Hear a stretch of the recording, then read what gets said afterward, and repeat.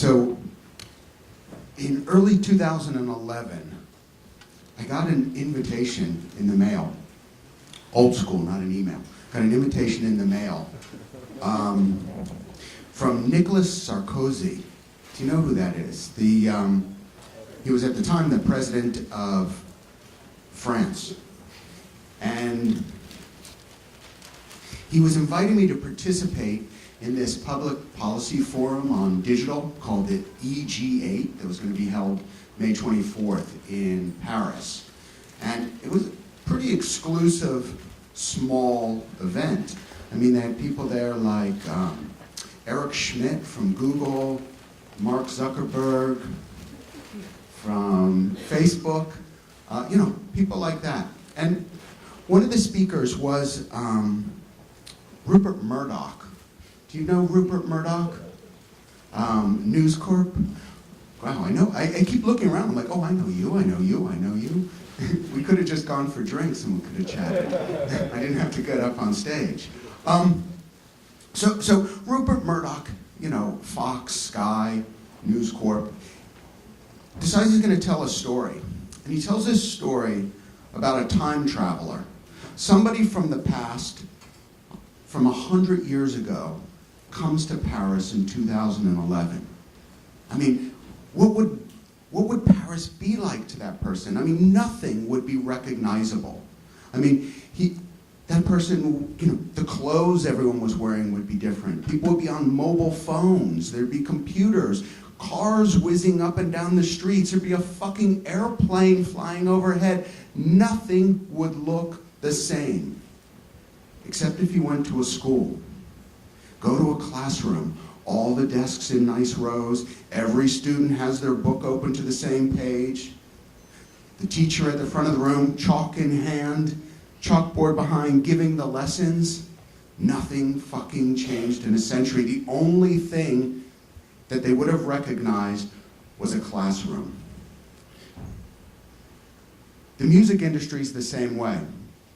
I certainly don't expect in 10 years or 20 years or 30 years a time traveler to look at the music industry and it'll look anything like it does today. It is inevitable that it is going to change, and we have to embrace that. The problem I think we have with technology is science fiction.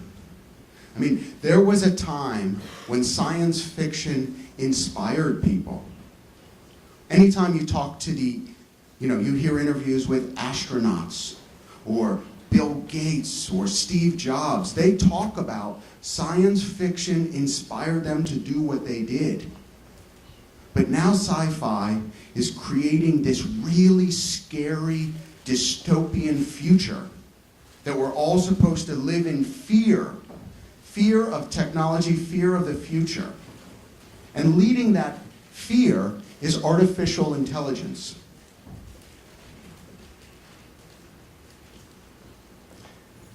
Number one scary thing of the future, artificial intelligence. Taking over the world, humans will become irrelevant. At best, maybe we become slaves of the machine. We're answering to robots.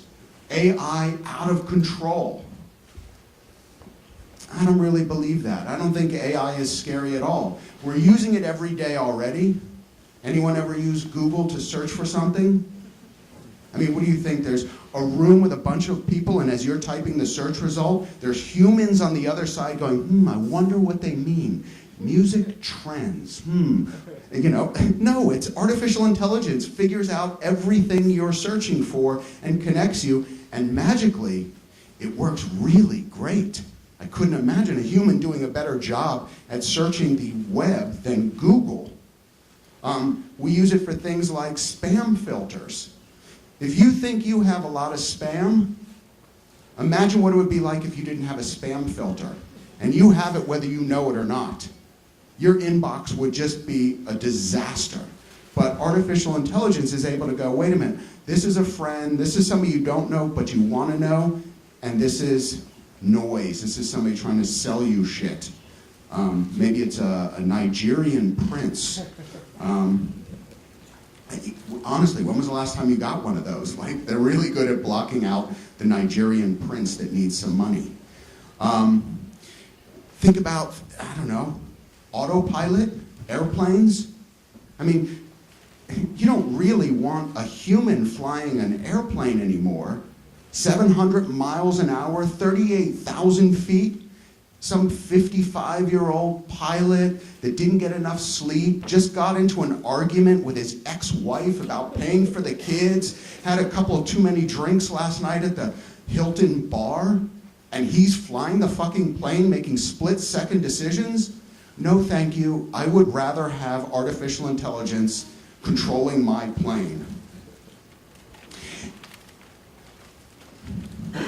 And I would also prefer it to control my music service. If you think about Apple Music, Spotify, Napster, Deezer, Amazon, Google, it's powered by artificial intelligence. Every day, 20,000 new tracks are uploaded into the music services. They average anywhere from 3 to 4 million plus songs. How can a human deal with that level of content? Do you think a person is going to listen to 20,000 new tracks today and ultimately 3 or 4 million that are in the service? How many centuries would that take for you to listen to all the songs just once? Centuries. And then, once you listen to them, you have to know the musical tastes of 150 million people. I'm sorry, but no human can do that. It is the end of human curation. It just doesn't make sense anymore for humans to choose what songs you should hear based on what's good music and what are your personal tastes. It's the end of human curation, and I'm actually quite happy for it. But we even get to the point of, what about music itself? Do we need humans to create music anymore? I saw this documentary a couple weeks ago called Quincy on Netflix. Who has Netflix? Oh, you should watch it. If you're in the music industry, watch Quincy, as in Quincy Jones. And he talks about, it's the same fucking 12 notes. It's this, and you're just putting them in different combinations, but it's the same 12 notes. Guess who's really good at doing stuff like that? Machines. You know, it's already being used. If you watch any kind of advertising on the internet or what's that old television? Remember that? The music in those commercials, more and more, is being created with artificial intelligence. It's no longer somebody shoots an advertising campaign and then tries to find a song that'll match it. Now it's they shoot it, and then they tell somebody, we want the music behind this to start as mysterious, end as uplifting, here's the edit points where we need to have changes, and then put it in the style of blank, and then they deliver it. And guess what? If the music doesn't fit, they just change it a little. Say, no, it needs to be a little more like this and a little less like that. And there's no ego from an artist going, oh no, you can't edit my song. It's my art. No, it's being done today. You've been listening to it and don't even know it. And every studio in the world is already using AI in all of their plugins. Producers are using it, songwriters are using it, and more that's going to go into the realm of, do we need humans to even compose songs anymore? Certainly we don't need them to play music. I can teach a robot to play Mozart, in an afternoon. Why do I need to torture some little child for 20 years to learn to play it? That sounds quite evil, actually. This is quite nice. Sorry to all the music. Who's a musician? Sorry. Think when you were little, weren't those lessons evil? You wanted to have fun. You wanted to create. You wanted to spend time with your kids. And no, sit down, learn the scales over and over and over and over. But not all technology is scary. Think about augmented reality. Pokemon Go? No way, that's scary, right? Who's played Pokemon Go? Only a few of you? Come on, people, Pokemon Go. Do you know about Pokemon Go? Fucking hell. Look, you're all in the music industry, right? You have to know where things are going, and augmented reality is going to be part of it. You know, the idea of taking digital objects and placing them in the real world and interacting with them. That's augmented reality. It's putting another information layer in the real world. And playing Pokemon Go is the best way to learn about it. You don't want to read about it. You want me to describe it to you. You should do it, because it is going to impact the music industry. I mean, think about if I was describing, I don't know, MTV or radio, or describing a CD. No, you actually have to turn on the radio. If you're in the music business, turn it on, see what it sounds like. Use a digital music service. Don't talk about it. So to stay relevant in the music industry, start playing around with this shit. And guess what? It's fun. It's actually fun and a bit addictive. Then you have things like mixed reality. So augmented reality is kind of a subset of mixed reality. So mixed reality is when you take the virtual world and you combine it with the real world, and you have a new environment. You create a new experience. You know, maybe some of these, you know, what do you call those? Those holograms that are going on tour. I think I was talking to some people yesterday. Tupac Shakur is going on tour. So, you know, it's kind of digital elements mixed with the real world, creating a new environment. You have to be on top of this stuff. And ultimately, you have virtual reality. And I have to tell you that right now, virtual reality sucks. It's shit. You're catching all this, yeah? I had a talk with the translator before this, and I said, you know, I'm from New York, and it's, even though I live in London and I'm much more polite, there's still a part of me, oh, fuck, shit, you know? So, and I specifically asked her, please, you know, you have to kind of translate those words. And I don't know what the translation of fuck is, but maybe you don't need a translation for it. You've seen enough, you know, movies, you know. All right, sorry, where were we? Oh, virtual reality. It sucks. It's terrible. I mean, the headsets are not very good. They give you a headache. I defy anyone to wear a virtual reality headset for an hour. Let alone, do you think this is how people are gonna go walking around the world in the future with big fucking headsets on? And the content is even worse experience than the actual headsets. Nobody in here works in virtual reality, right? Okay, sorry, because otherwise I would say some complimentary things. But it will be good. I guarantee you it will be good, and it won't look like this. But we have to get the technology a lot better, and we have to think about the content. It's really sad the way they're thinking about content now in virtual reality. This idea that there's a concert, but we can do it in virtual reality. You put this headset on, and then you can see the band performing. And then you can see other people. I'm like, I'll just go to a fucking concert. I don't need to get a headache to do that. I want virtual reality to be virtual. I want it to take me to places that I can't go in the real world. I want experiences that I cannot have in the real world. That's what makes it powerful. Like if you play a video game, let's say you play one of those driving games or a shooter game.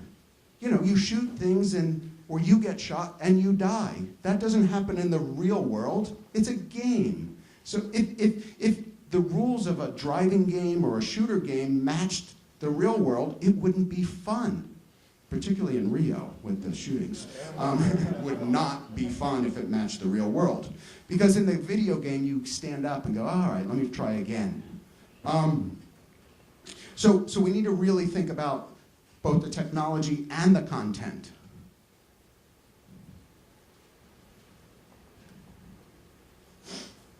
So where are we going with all this? We know where we are now. we kind of see some of the technologies that we're dabbling in now, artificial intelligence and VR and AR and MR. I don't know if these translate right, but you understand. But where are we going with these? We had desktop computers, and then we had laptop computers, then we had mobile devices, not just mobile phones, but mobile devices. Then we have wearables. Like, who uses a wearable? Okay, not so many of you. How do you know how many steps you take today? Do you just count? 1, 2, excuse me?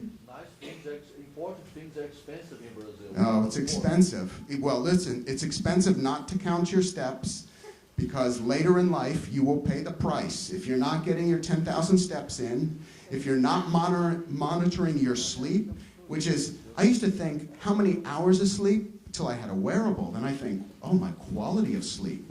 How many minutes of REM sleep? How many minutes of deep sleep? These are the things, and when I monitor those, it actually changes what I do, because I recognize that if I drink alcohol, no matter how many hours of sleep I have, the quality of my sleep is really poor. So by monitoring my behavior, I literally change my behavior for the better.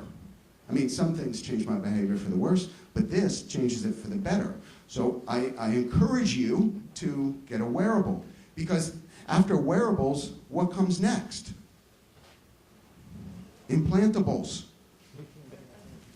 Implantables. I mean, it's great that I have a wearable device and an iPhone in my pocket and a MacBook in my hotel and a computer. I have all those things. But I don't want to just use technology. I want to become technology. I mean, let me ask you some questions. Why are we spending so much time, so much energy, and so much money to make our homes smarter, to make our phones smarter, to make a fucking flying drone smarter? Why aren't we investing the same amount of time and energy and money to make us better? Why aren't we investing it in humans? Why does everything have to go onto this? I'm not against this, I use it. But why not put some of that in this?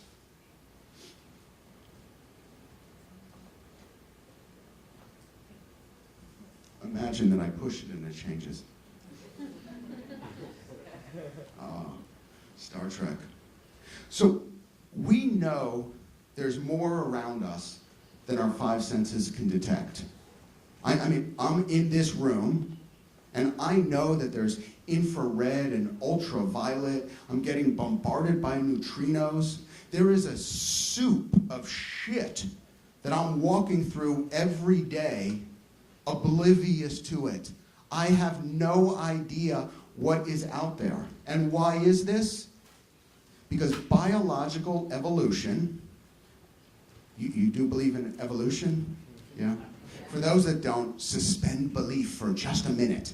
Imagine the fantasy of evolution. Okay, so biological evolution gives humans, but every other species, just what they need to survive. We don't get any more than that, just that. So we know that the light spectrum is really long, but the visible light spectrum, the rainbow, is actually quite a small portion of it. Other species can see different sections of the light spectrum. We just see this little bit. So I decided that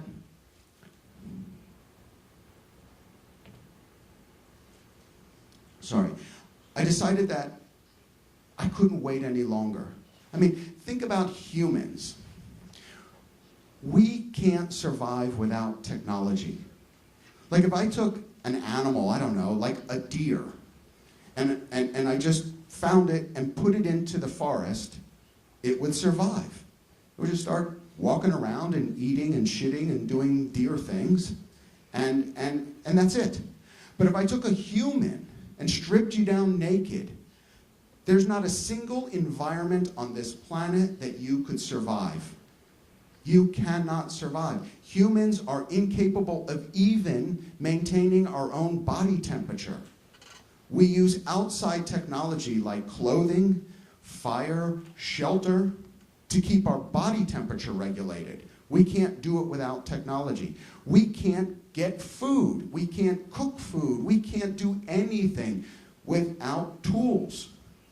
Do you think you could run and catch a wild animal, tackle it, kill it, and eat it?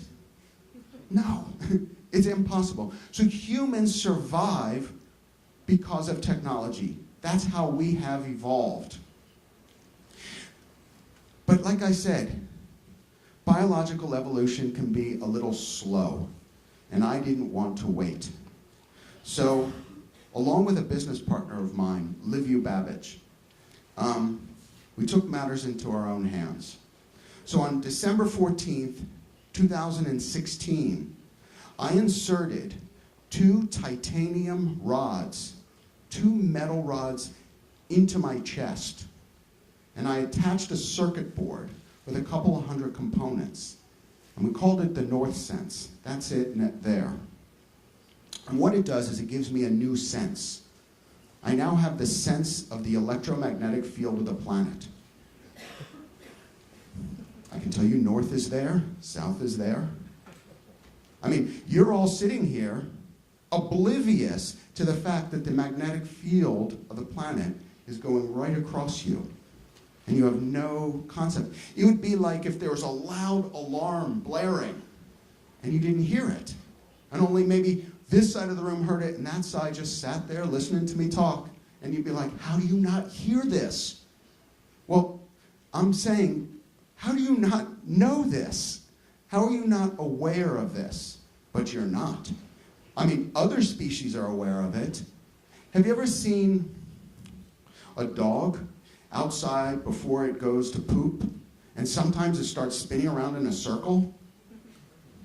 You know, there was a study done. When it stops, that dog stops on the north-south axis. Crazy. I went around London before I did this with a compass, you know, going next to dogs, going, oh, yes. Their owners thought I was a bit creepy, and it didn't happen every time, but enough times that it wasn't random. You know, and other species have this, you know, migratory birds, sharks, lots of species have the sense of the electromagnetic field of the planet. And this is not a tool, right? So a tool is something you use when you need it. If I need a compass to know where I am, I just pull it out of my pocket and use a compass. But a tool, and that's what a tool is, but a sense is always on. When I finish talking today, right now, when I'm done, you don't take your ears off and put them in your pocket. No, they're always on. They're always receiving information, and it's your brain that decides, what does it all mean? That's what makes a sense. Always on, interpreted by the brain. So let's do a little thought experiment, okay? You're all sitting in the audience. I presume you all have 5 senses. Imagine we take away your senses one at a time. We take away your smell, and we take away your taste, we take away your sight, and your touch, and then we take away your hearing. So you're sitting in your chair. You have your brain, you have your intellect, you have all of your memories. But could you connect with anyone? Could you have any connection with another person without your senses? Could you have any connection with the environment you're in? Now let's turn your senses on, one at a time. We bring back your smell, and your hearing, and your touch. And maybe we just stop there. With just those 3 senses, can you have a connection with other people? Can you have a connection with your environment? And then we add them back in, your taste and your sight. And every time we add a new sense back in, your connections to people and places and the environment you exist in get deeper. So imagine if you have a 6th sense, Doesn't it make your connections with people and the environment deeper? I can answer it. It's yes. It's not, that wasn't a rhetorical question. It actually has an answer, and the answer is yes. So now that we did this first north sense, which, again, kind of brutal, you know, shoving some metal into your chest, not the most enjoyable experience. Like, I don't even like having my blood taken, so it was quite an experience to do this. Now we're working on what we're calling the North Sense 2. Now we know this works. We're creating the next one. And it's about the size of 2 grains of rice. I know what Robert's thinking. Are we talking basmati or... No, it doesn't matter. Any long grain rice, you get the idea of the size of it.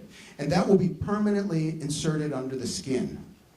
And different than the North Sense 1, this will now be a connected device.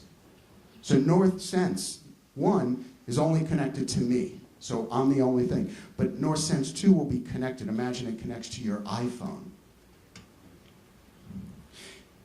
Think about this. Everything we've ever created, everything we've ever designed, every company, it's done around senses. Like, if humans did not have the sense of hearing, no one would ever have written a song. There'd be no musical instruments. You would not be in this room. There'd be no music industry. There'd be no Napster and Spotify and iTunes and Apple. There'd be no speakers or studios. And lucky for you, there would have been no music lessons. Fucking hell. But because you could hear, you had to learn to play an instrument. So we create industries around senses, including taste. I mean, has anyone ever walked into a restaurant and said, yes, I'd like to order 400 calories and some extra vitamin B6? No, you go, ooh, that looks delicious. Is that pork? I would never, I'm a vegan, I wouldn't say that. I'd say, is that tofu? Are you kidding me? Yes, I'll have a double portion. So we create around our senses. So now imagine the North Sense 2 is a connected device. Think about what happened when this launched, the iPhone. So certainly we had phones before. Remember Nokia? We had phones. And then they worked perfectly well. But once we had a connected device that had things like an accelerometer on it, it had geolocation, it had all these things, a whole industry started coming up and said, let's create for it. And so now we have apps. There was no apps until there was a connected device that could support it. So now, as the North Sense 2, what things will people start to design now that there's new senses? What new industries will pop up? I mean, on a most basic level, think of something like Google Maps. Imagine instead of walking down the street staring at my phone or hearing something in my ear or seeing something on the dashboard of my car, I'm getting impulses directly to my body, directly to my nervous system, and my brain is interpreting it and saying, oh, I need to go this way, and now this way. So, have you ever seen the movie Titanic? No? Yeah. Spoiler alert, it sinks. And he drowns. I mean, I'm not blaming her, but come on. She could have done a little more to help him, but sorry. For those of you who didn't see it, it sinks and he dies. But, you know, we've all watched, well, most of us have all watched this film, but you could also watch this film in black and white. And if I saw Titanic in black and white, I can follow the whole storyline. I can see the action. I might even shed a tear at the end, right? But it's just a richer experience to see it in color. But imagine if somebody created an app so that when I'm watching a film, I'm also getting impulses into my body that tells me how things are positioned. So when they're on the ballroom dancing and spinning around, I'm watching the film, hearing the soundtrack, but I'm also feeling the orientation. when she's looking at America. I'm flying. I get it. I know what direction she's facing. Not because I see it, because I feel it. And ultimately, what we want to do is end generation screen. Because by creating a connected device that's around a news, oh shit, you're just walking in now, you've got a lot to catch up on. I cannot go backwards, but I shoved something in my chest. Just leave it at that. What we're talking about is new interfaces. Do you really think that the future of humanity is people walking around the streets like this? Spending all day staring at a screen? From the time you wake up in the morning with your phone right there, most people take it in the bathroom with them when they wake up in the morning.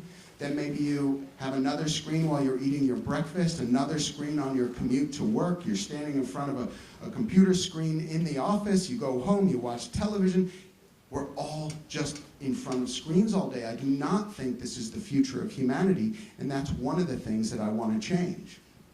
And to leave you with this final thought, that all of this is inevitable technology.